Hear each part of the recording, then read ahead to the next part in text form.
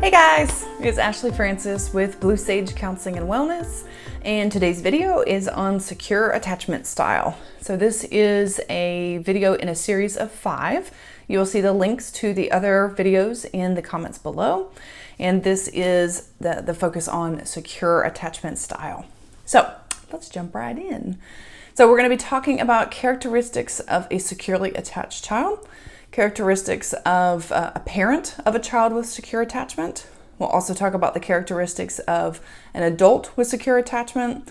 And then we will also be talking about ways to increase secure attachment and also some of the limitations of the theory. All right, so first, let's start with some characteristics of the securely attached child. So this child shows some distress when their caregiver leaves, but they're able to compose themselves knowing that their caregiver will return. When they're frightened, they seek comfort from a caregiver. They can be comforted by others as well, but they prefer their main caregiver or caregivers. They're more independent. They have lower instances of anxiety and depression, and they can form better social relationships. They're more mature, less aggressive, and less disruptive. They're more empathetic during later childhood. They are free to express positive and negative feelings openly. That's a big one. Without defenses against unpleasant ones. So basically, whichever environment they are in, they're encouraged to express both positive and negative emotions without any sort of backlash or judgment. They have better emotional regulation. They have higher self-esteem, better coping under stress. They're more positive engagement in preschool peer groups. And they have closer friendships in middle childhood. And they have better coordination of friendships and social groups in adolescence. They have more leadership qualities, and they have happier and better relationships with parents and siblings. And they also have greater trust in life. And there's also some studies that show that they are more likable by their teachers as well. Okay, so let's talk about parents of children with a secure attachment style. So if you have seen the other videos in this series, you will notice a theme here that most of parents, the type of attachment style that they have is the same type of attachment style that they had as their children and as well as their own parents. So this is something that tends to be quite intergenerational. That is not always the case. We'll talk about that here briefly in just a moment. But basically, parents of a securely attached child, they react more quickly to their children's needs and are more responsive to their children. They tend to be warm, loving, and emotionally available. They play more with their children. There's one study that showed that the mother's responsiveness during the first year of life can play a big role in determining secure attachment. So this is interesting because you'll also hear me in other videos make the distinction that it's not always the parents. I like to use the term caregiver because not everybody is raised by their parents. But in this specific instance, this study was showing that it was in particular the mother's responsiveness during the first year of life that played a big determining role in how securely attached that child was across the lifespan. It's pretty interesting. And here's also something interesting is that even in secure attachment, parents are only attuned to their babies 30% of the time. I'll say that again. Parents are only attuned to their babies 30% of the time. So we take into account all of the bids for attention and affection that a baby is putting out. The parent is only attuned to 30% of that, or they're only responding to 30% of that. So the other 70%, there may be things that are imperceptible. So this is not to say that 70% of the time parents are simply ignoring their child. Sometimes these things are just simply imperceptible. And other times, they're just not available. You are your own human. And your attention is finite. Maybe there's other children. Maybe you're caught up with your spouse. Maybe you are doing things on your personal time. There's just various reasons as to why we might be missing these cues. But here's what's interesting. According to this study, in which there's only 30% of the time the parent was attuned to the baby, it was also found that it is only necessary that the baby form a generalized trust that the caregiver will respond, and that when the caretaker is not able to meet a need, also known as a mismatch, he or she engages in appropriate repair. So basically what this means is that one of those times that the baby had given a cue that it has a need that needs to be met, and the caretaker did not pick up on it or didn't respond to it for whatever reason, what it's saying is that so long as that is happening on a consistent basis, enough for there to be generalized trust, that in effect, when the child is putting out a bid or a cue for attention or affection or a need, that the caretaker is responding in a consistent fashion in order to sustain that generalized sense of trust. There is a mismatch, meaning that the caretaker did not appropriately pick up on that cue. A repair is then made. The parent is acknowledging, oh, I'm sorry I wasn't there, or let me try that again. There's some sort of acknowledgement that is given that that cue was missed. And so what was found is that it's a combination of attunement, mismatches, and repairs in order for there to be an optimal amount of connection and stress for the baby to build confidence and coping skills in balance. So with the exception of the first year of life, because within the first year of life, the baby is nearly mostly all dependent on the caretaker. Out of that first year of life, there needs to be a combination of responding to the child's needs. Sometimes there being a mismatch, and there also being a repair when mismatches happen. And the reason for this is, there we said, it's an optimal amount of connection, meaning that their needs are being met on a consistent basis. But there's also a balance with stress so that the child will learn how to self-regulate both internally and externally. So this does not mean that the caretaker is neglectful, but it means that they're not always going to respond to the cues or the bids from the child, leaving the child having to figure some things out for itself. Again, first year of life being an exception, but from there forward, what this does is it helps to provide a nice balance between confidence and coping skills. If the parent is overly attuned or responding too much to the child's needs, this can actually result in an anxiously attached child. So now let's talk about some of the characteristics of secure attachment in adulthood. So here's also some good news, is that secure attachment constitutes nearly 50% of the population. And then there's another, I think it's like 15 to 20% for the anxious and 15 to 20% for the avoidant. So what this tells us is that most of us have secure attachments. Yeah, we're getting some things right here. Keep in mind that it doesn't mean that you're necessarily securely attached to both parents. Could also mean that you're not securely attached to either of your parents, but you are securely attached to maybe a grandparent or another caretaker. The point is that you have secure attachment during childhood to another adult. And in 50% of the cases, that is the case. They also engage in close bodily contact, disclose information with one another. They share discoveries with each other and feel safe when the other is nearby. This is secure partners. They tend to engage in trusting, long-term relationships, have high self-esteem, enjoy intimate relationships, not just with partners, but also with friends and others. They seek social support and have the ability to share their feelings with others. They tolerate conflict well, and they practice discernment when forming new bonds. They also know how to set and sustain appropriate boundaries. Research has shown that early attachment styles can help predict patterns of behavior in adulthood. This is something we've already discussed. However, there are exceptions to this. In one study, it was found that the best predictor of adult attachment style was the perceptions that people have about the quality of their relationship with their parents, as well as their parents' relationship with each other. They also found that parental divorce seemed unrelated to attachment style by and large. So basically what this means is that it's the child's perception of the relationship with their parents. It doesn't have to be spot on. It doesn't have to be a tit for tat or keeping score.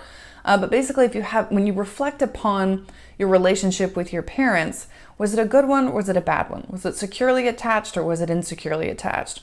But this is also determined by the child's perception of the relationship between their parents as well. So there's some other factors at play here. Now, let's talk about how to develop a more secure attachment style. So the first step is to practice attunement, with your own needs as well as your child's needs, which basically means just checking in with yourself and being able to identify that you have a need and then also being able to respond to it. So you might want to ask yourself things like, how am I feeling in this moment? Do I have any unmet needs?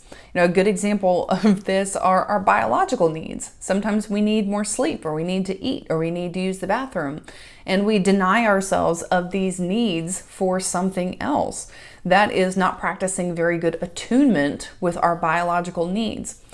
We also have sexual needs, emotional needs, spiritual needs, self-actualization needs. There's a variety of things. So being able to be attuned to what it is that our body and our minds and our souls need is one of the first steps. And then the second is to practice emotional regulation, and keeping in mind that our children are very sensitive to our tone, to our nonverbal communication, also to our demeanor. So when we practice emotional regulation, we're actually teaching our child to do the same thing by proxy. So in the face of conflict, if you're able to maintain proper tone, you're not yelling, you're not flying off the handle, although sometimes these things happen because we're human, we're not going for perfection. Once again, this all has to do with consistency. What is it that you're doing on a consistent basis? When you are demonstrating to your child that you're able to handle life stressors in an appropriate way, you are also teaching them how to do it without even words. Next is to align yourself with other securely attached people as well as partners. So if you find that you are anxiously attached or avoidant attached, in a relationship, which is often where these types of things come up the most, the best thing that you can do is align yourself with somebody that is securely attached. So this is somebody that knows themselves well. They're able to set boundaries. They're able to say what they mean and mean what they say. They're able to emotionally regulate very well. They take responsibility for their thoughts, feelings, and actions, and they don't try to put them on other people. They don't engage in manipulation or mind games too much. There again, we're all human. We all do that. We live in the real world. We all do that. But these things are kept at a minimum. I guess it's a good way to put that. So basically, you're with somebody that is emotionally and just responsible in life. Another thing is to join some groups. This is one of my favorite things too, because what you could do is align yourself with other people within a group context or setting that have other things in common with you. It's one of the best ways for you to feel heard and understood and seen and supported. You do want to be careful that you're choosing a group that feels safe to you. You want to be skeptical of groups that have a lot of rules or not enough rules. It's really quite simple. You just want to have enough rules to be able to establish safety so that when you're speaking or that other people are speaking, that they feel respected. But this is one of the best ways to practice good communication and trying to open up and trust others within a group setting. And typically you have a moderator like a therapist or a group leader.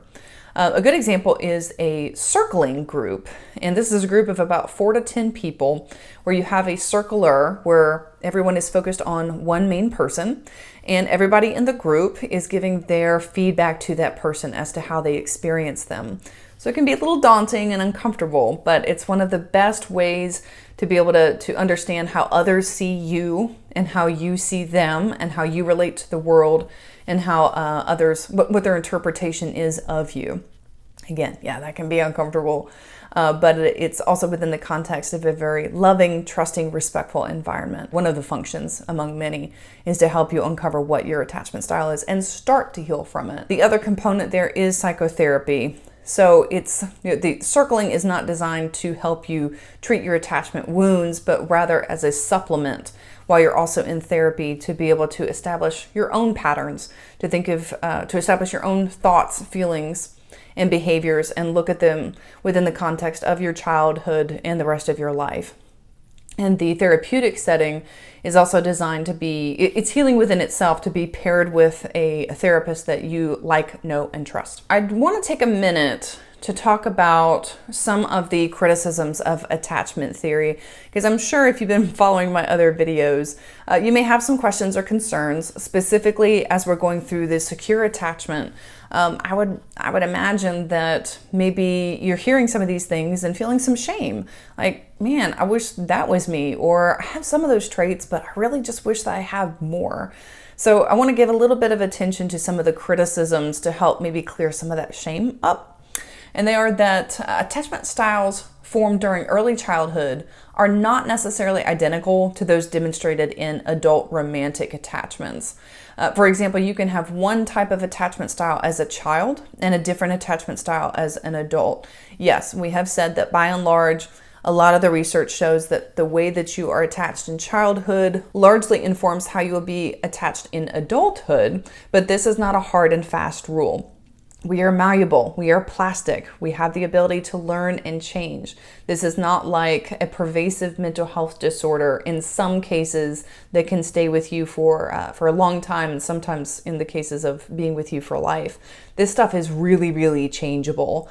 It's really about being able to get to the heart of the matter, identifying where it comes from, getting really crystal clear on those patterns, and then taking very advertent, purposeful action to be able to turn some of those things around. It's not easy. I will tell you from personal experience, it's something that I am still going through, but I can tell you that it's been very fruitful, and things have started to change for myself as well. Also, one theory argues that peers have more of an influence on a child's personality than do their caregivers. I don't know how much I agree with this. I don't disagree that peers have a very pervasive impact on children, but do they have more of an impact than their caregivers do as it pertains to attachment? I don't know, but some of the research out there does say that. So the point there is once again that we're not just influenced by our caregivers, we're influenced by all of the systems and people and institutions around us. For us to be able to sit here and say, I have an anxious attachment because of my mother, I take issue with that, because there's just more to it than that. The next, evidence that identical twins who did not grow up together have similar interests and hobbies. Personality has a heavy nature component, the nature versus nurture, not just what they learned from their caregiver. So here again, we've got evidence that two twins that are the same DNA that did not grow up in the same household can still have the same interests and hobbies, which is an argument to the nature side of things, that aspects of personality that are innate and don't have much to do with how we have been raised by our caregivers. There again, a grain of salt, but there's definitely evidence to suggest that there are parts of our personality that we are just simply born with. So it's not the parent's fault completely. And then also, attachment can be expressed differently depending on the caregiver. So the way that you act with mom is different from how you act with dad. And also your type of attachment is going to be different with mom or dad. And typically that is the case. So there again, there's hope. And to be able to pull upon other caregivers or other role models that you've had in your life can be a good protective factor when it comes to treatment and trying to figure out what's going to work best for you. There we have it. That is secure attachment. I hope that this was helpful. Please let me know in the comments below if you have any further questions or comments. I'd love to hear from you. Also, go ahead and hit that like button, and also subscribe to my channel to see more videos like this. Take care.